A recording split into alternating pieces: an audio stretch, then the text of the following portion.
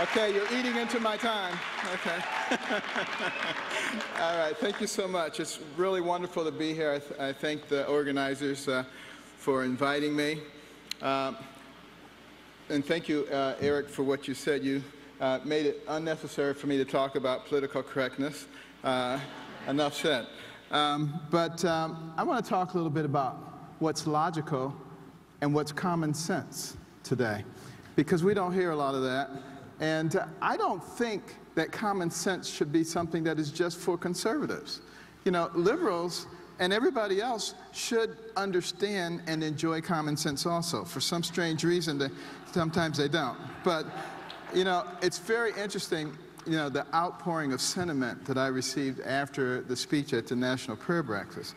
I got so much mail, letters, books, just amazing from everybody. And some of the more poignant ones were from older Americans who said they had given up and they were just waiting to die. And now they felt a sense of revival once again. You know? And that's very sad that we have reached a point in our lives where there's so many people who feel that they're not represented anymore. And this is something I want you people who are in Congress and who are in the Senate and who are in the White House to understand. You work for the people. You represent the people. You know, if you can understand that. I also got a few nasty grams from people. How dare you insult my president? You are a N-word, and you need to get back. You know, it's just unbelievable, you know. But, you know, when did we reach a point where you have to have a certain philosophy because of the color of your skin? When did that happen? You know?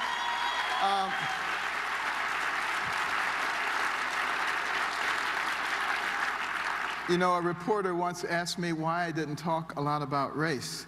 And I said, because I'm a neurosurgeon. And they thought that was pretty strange. And I said, you see, when I take someone to the operating room and I cut the scalp and peel it down and take off the bone flap and open the dura, I'm operating on the thing that makes that person who they are. The cover doesn't make them who they are. When are we going to understand that?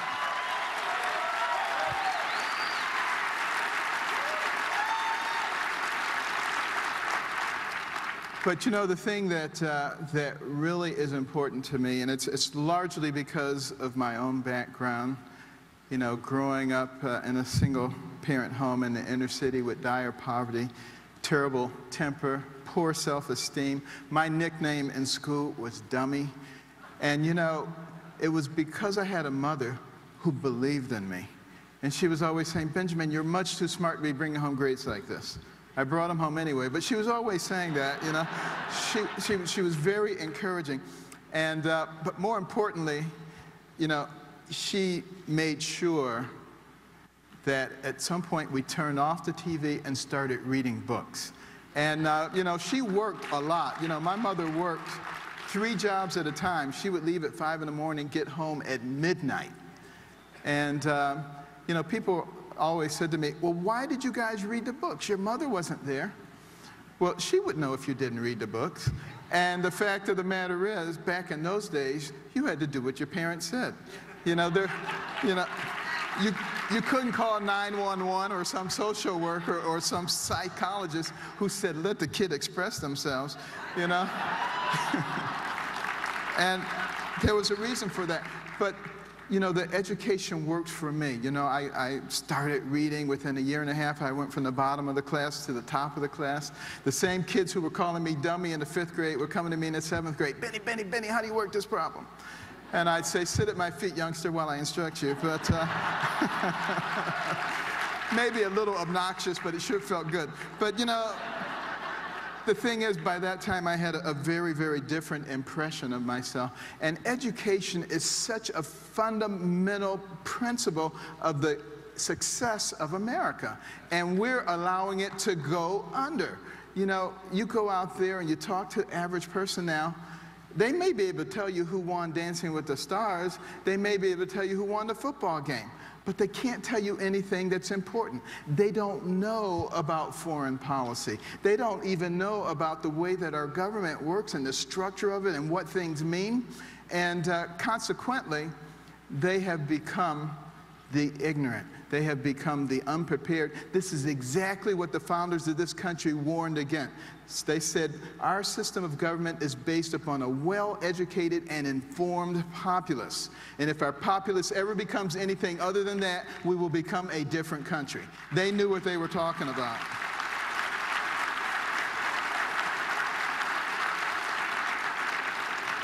And as witness to that fact, Congress has a 9% approval rating, and yet we return to people at a rate of 90% to Congress. Now, what does that tell you? It tells you that people go in the voting booth and they say, there's a name I recognize. I'm going to vote for that one. You know, they have no idea whether that person represents them or not. And what I'm saying to people, the people of America today, is that we are responsible. This is a country that's for of and by the people, not for of and by the government. And if we turn it over to them, we cannot complain about what they're doing, because this is the natural course of men, and we have to hold their feet to the fire.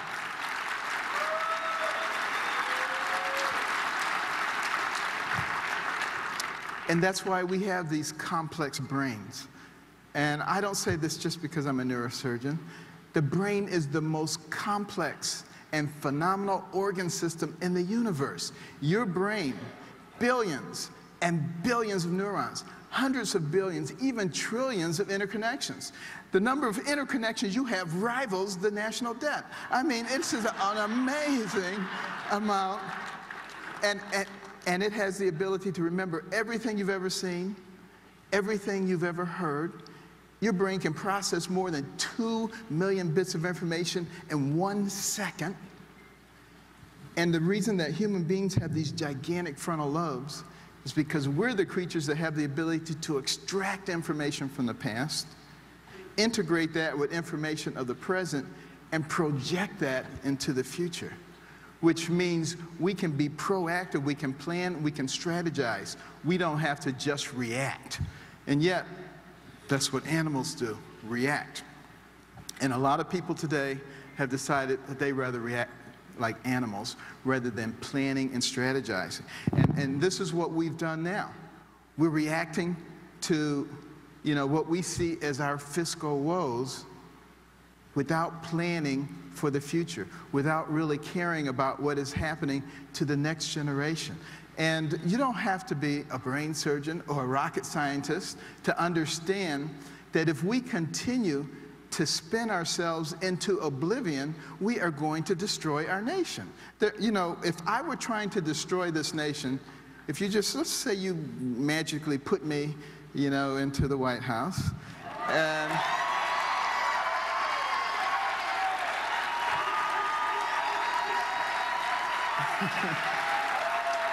now,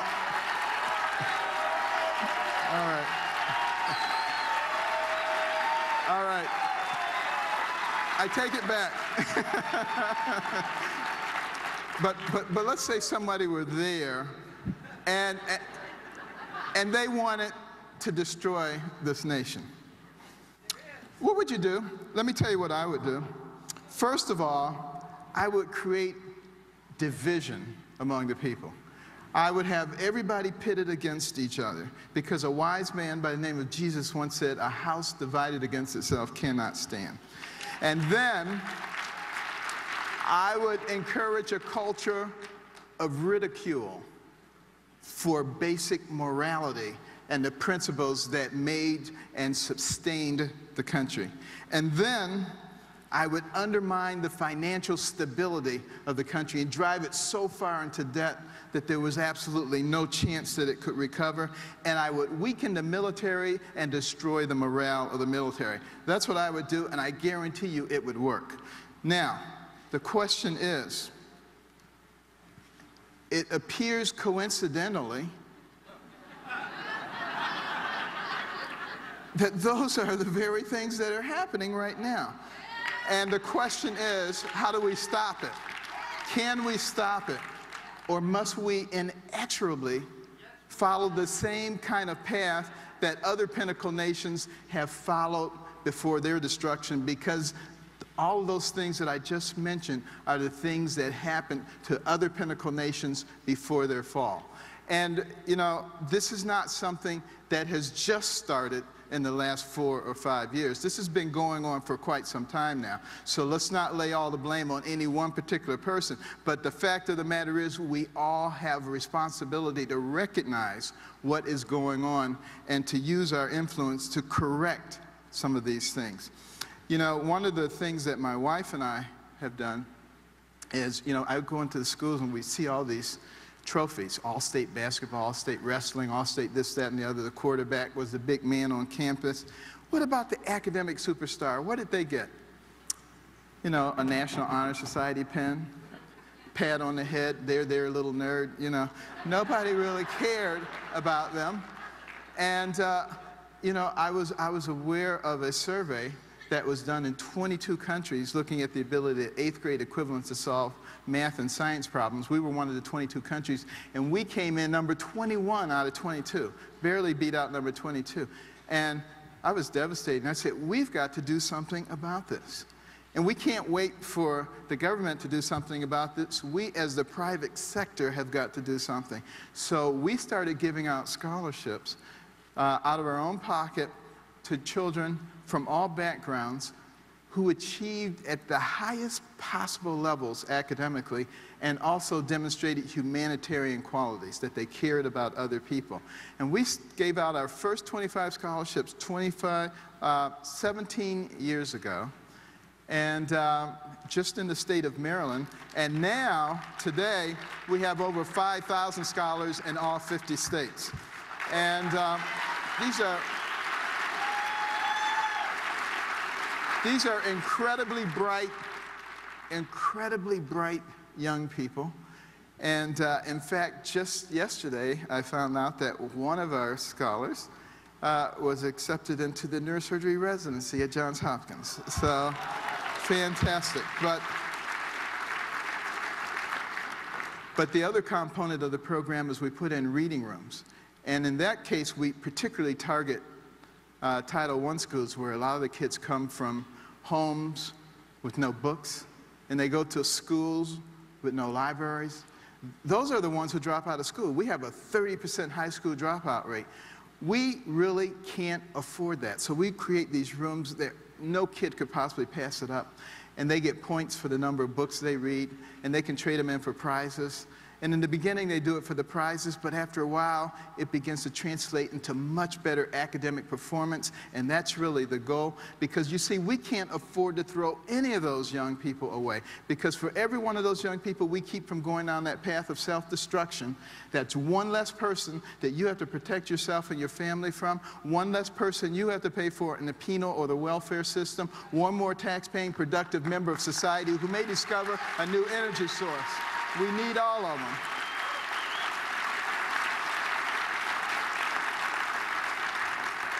And the humanitarian part of the program, of the Carson Scholars Fund, is every bit as important as the academic part. Because you see, we are a humanitarian nation. And historically, we have been. Many people don't know this, but socialism started as a reaction to America. Because people in Europe, they looked at us and they said, wait a minute, look at those Americans. You got people like Ford and Kellogg and Vanderbilt, Rockefeller, Carnegie Mellon. They got so much money.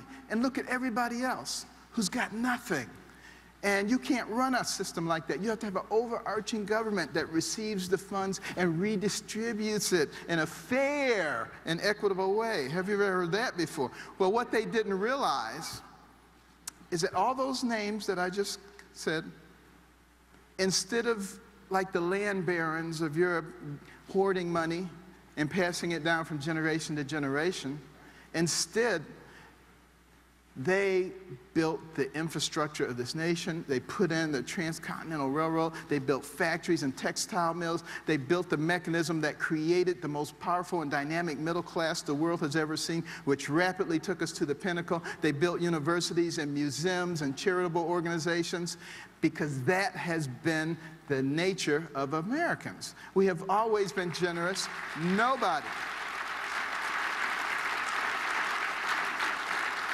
Nobody is starving on the streets. We've always taken care of them. We have churches, which actually are a much better mechanism for taking care of the poor because they are right there with them. This is one of the reasons that we give tax deductions to churches, because they do that. So why is the government trying to duplicate what they're supposed to be doing? You know, we need to start thinking smartly about the way that we use our resources, use our money. And, you know, in 2009, 40 of the wealthiest families in America pledged to give away half of their wealth to charity. Go someplace else in the world and ask the 40th wealthiest families to give away half their wealth. They'll look at you like you got 6 heads. This is an American phenomenon. We take care of our own. We always have. It is not the government's responsibility. It is our responsibility as citizens.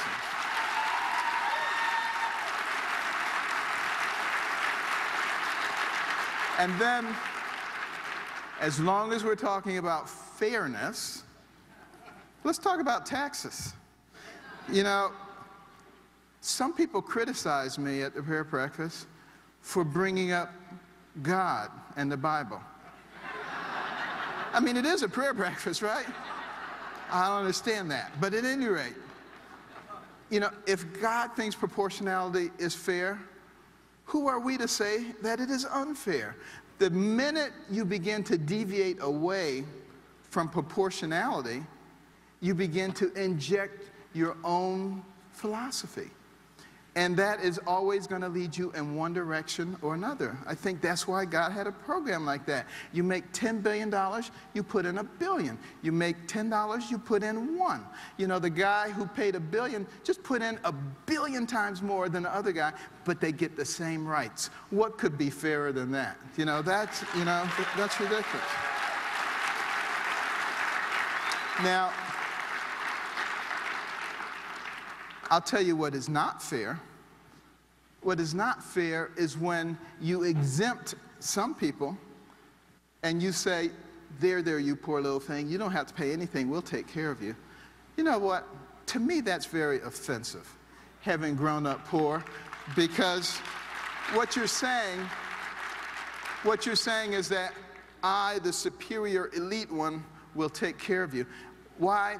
Because you see, that superior elite group needs to be superior and elite. And they can't be superior and elite unless you have a whole bunch of people down there groveling around. So you keep them down there by feeding them. You know?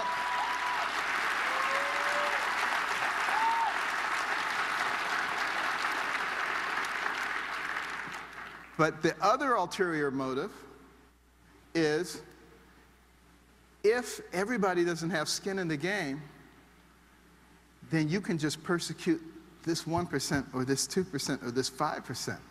If everybody has skin in the game, you have to be responsible. Because if you come talking about raising taxes, you're raising taxes on everybody, you better have a darn good reason. Doesn't matter about 1 or 2%, but it really matters about everybody.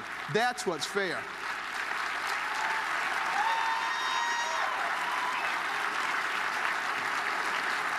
And then, just briefly, I don't have time to really go into it, but let me tell you something. Healthcare, you know, 1/6 of our economy, if the government can control that, they can control just about everything. We need to understand what is going on, because there are much more economic models that can be used to give us good health care than what we have now. And we were asleep at the wheel to let it happen, but we have to find a way still to make it work. And if we have to work within the framework of the Affordable Health Care Act, fine. If we can find a way to defund it, fine. But we have to find more efficient ways. Think about this. 80% of the encounters between a patient and a healthcare provider could easily be handled by a health savings account. 80% of the encounter, without the need to insinuate a third party or bureaucracy which sucks out at least a third of the money. And, you know, there are ways that we can do this. We can use bridge insurance and catastrophic insurance. You know, some of the, I don't want to call them morons, but it's something similar to that, you know, who say, well, Carson just talks about HSAs. How are you going to pay for it? How are you going to have catastrophic health care? Read the book. Read the book, America the Beautiful, and some other things that I've written. It'll show you how to do that. But obviously, I'm thinking about those things. I mean, it just, I don't know, it's almost laughable, some of the things that I hear people say who criticize you. They say, he's a neurosurgeon, so he couldn't know anything about economics. It's not brain surgery.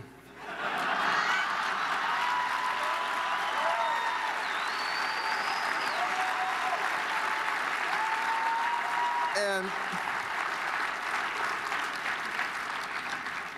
I can tell you this much, even as a lowly brain surgeon, if you have the highest corporate tax rates in the world, then of course corporations are going to have money elsewhere. Corporations are not in business to be social welfare organizations. They are there to make money. And a wise government knows how to use that to their advantage. There is a ton of money outside this country and inside this country just waiting to be unleashed to make all kinds of jobs and opportunities if we just treat them as our friends and not as our enemies.